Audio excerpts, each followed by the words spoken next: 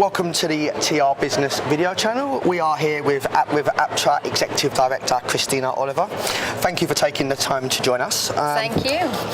Andrew Ford mentioned that APTRA is producing a European Impact Report the other day in the conference. Could you tell us a little bit more about that and how it adds value to the association?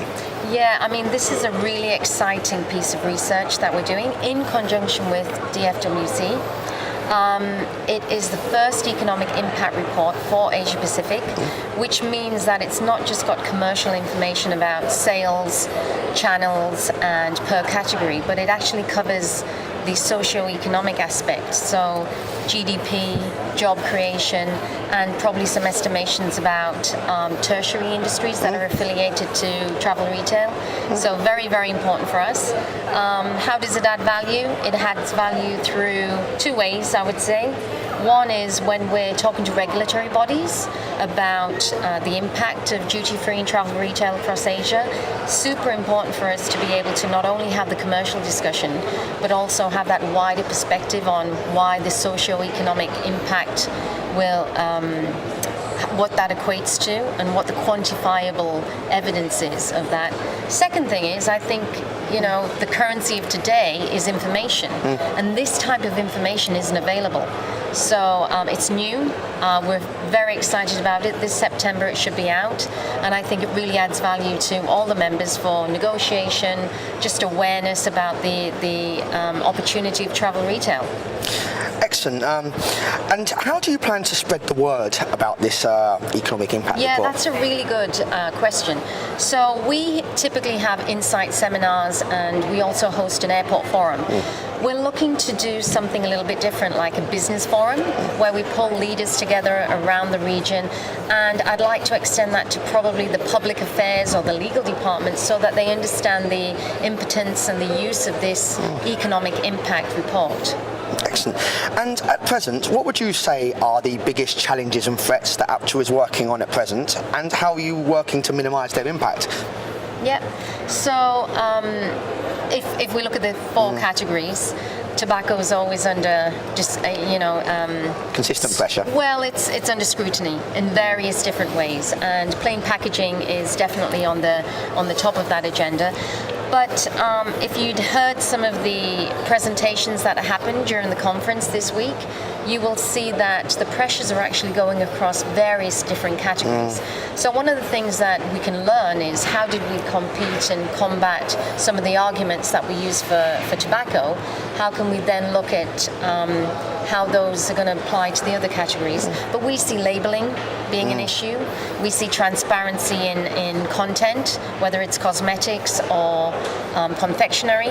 And sugar is a big deal in Southeast Asia. Diabetes is a big problem. We have a lot of the region that is under 16 years old, and therefore the World Health Organization look at those territories and think about the health and social policy around that. So I think those are the categories that are coming up. Excellent. I mean, you mentioned a number of issues there, but what other, just maybe some other projects as well that you're working on at so like I say, research is one of the cornerstones of APTRA. So we've just released our Understanding Young China. That was in conjunction with TFWA.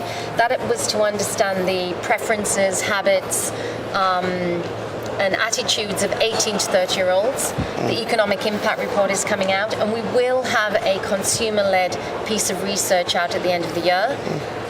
And we're also looking at advocacy a lot more, given the issues that are coming up. That's one of the pillars of APTRA, isn't it? Yes. Absolutely, yeah. So we're working hard to look at a stakeholder mapping, as it were. Excellent. And actually, there's been a lot of changes at APTRA. I mean, you're fairly new yourself, and you have a strong retail background working on the domestic side. Yeah. Are you enjoying the new role? How have you taken to it? I mean, you know, I've been in retail through and through. I used to work for Walmart. I used to work for Ford Motor Company, department stores. So I know retail, but to delve into the travel retail and to delve into this world of duty-free is really exciting. It's a little bit glamorous. You know, I'm used to department stores, but there's a lot of innovation in terms of product, in terms of seasonality. So I've enjoyed the conference and the exhibition here.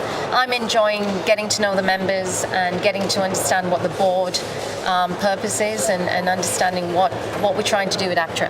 Excellent. And obviously the other day we heard, in terms of further changes, we heard from Andrew that he's stepping down. That's right. And are you able to reveal who the next APTRA president is and maybe give us some form of a reaction to it? Yeah. Well, actually, the new president is Grant Fleming. Lagardère, another retailer. It's great. He was the previous treasurer, so he knows APTRA. He knows how to handle the issues that we face. And it'll be great, onwards and with some forward momentum is what we're talking about at APTRA. So I'm looking forward to it. And obviously Andrew's done an excellent job over the last couple of years, and I'm going to miss him. And he's going to be involved to an extent, was he? Maybe. Well, he's actually stepped down from the board. He's been part of it for a long time. He actually has his own business, so yes. He's very busy. And we appreciate everything that he's done. I call him the Rolodex of the industry because he knows absolutely everyone. So it was a pleasure to work with him. And it was great insight for me to delve into travel retail with him. And we'll just carry on. He's just a phone call away, actually. And then just finally, one other just light-hearted question. Do you have your own personal sort of vision? I mean, we talked about how much you're enjoying it. Do you have any, I know it's a team effort, it's a team, but do you have when you took this role, did you have a personal vision? Actually, when I took the role, I didn't really understand the realms as to how much influence we can try and garner with regulatory bodies. And I think that's one of the strategic, intellectual parts of the role. Building cases, understanding how government works. It's a long time before you get any leadway, so you can't be impatient, but it's very strategic. So I'm looking forward to that. And the members are a unique blend. We are the only association that has airports, retailers, and brands. Everyone, yeah. And what we'd like to do is really encompass that and pull that all together to be the common thread between those three parties. And what more can you do to convince members to join APTRA? I think, we're creating tons of added value this year with really relevant information, research, the first ever economic impact study. So that's really, really great.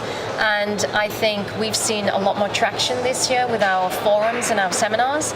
So yesterday morning we had over 50 people at a breakfast seminar at 7 a.m. Wow. So that, for me, that's a win. And our airport forum last year, we had around about 9 airports, and this year we had 14. Wow. So we see the numbers. It's a great environment to be in. Asia Pacific's got double-digit growth. Yeah. So with that growth, it's probably time to join an association that can also look at the risks. So to marry the two. Yeah. I was going to say the phrase Asia Pacific is an engine room for travel retail. I imagine you share that. Despite all the challenges, it is a real engine room for travel retail. Oh, in my absolutely. view. You agree with that? Yeah. All of the figures that I look at and all of the statistics that are coming out are suggesting that trajectory won't change very early. So it's competitive, it's exciting, it's growing, and we've all enjoyed the footfall of the Chinese traveler, and I think the next big environment is going to be India. Excellent. Thank you very much for taking the time to join us. No, thank you. Thank you very much. Thank you, Andrew.